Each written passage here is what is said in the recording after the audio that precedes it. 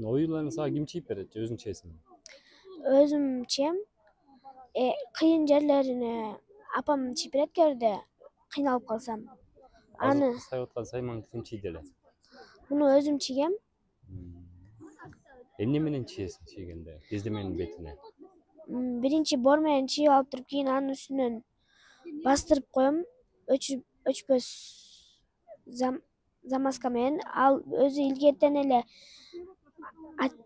чоң элелерибиз камырдан чийчү. Мен анда камырдан чийчүмүн. Азыр андай замазка дегенди билбей. Апам ушундай менен чийип көрчү деп алып келгенде ушундай менен чийип алгам. Менин атым Айжамал. Канчанчы класста окуйсуң? 5-А класста окуйм, Төрөнова. Кантип сайма менен кызыгып калдың? Мен бул мурунку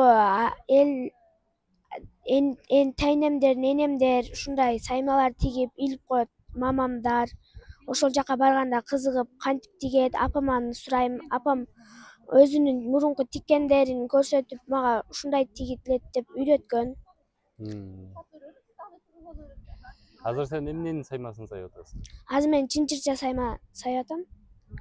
Чынчырча саймаңды сайып бүткөндөн кийин ал буюм эмне буюм болот? Бул жаздык болот. Сайманын кайсы түрлөрүн саясың? Чынчырча, жарып сайма, түртмө. Азырынча шуларды үйрөнүп турам. Бул деген түз сайма, анын шериги деле бар. Икс эми крест деп аталат ал. А бул деген жарып сайма болуп аталат. Мына могул тигип жатканым, могул дагы ушундай болуп тигилген.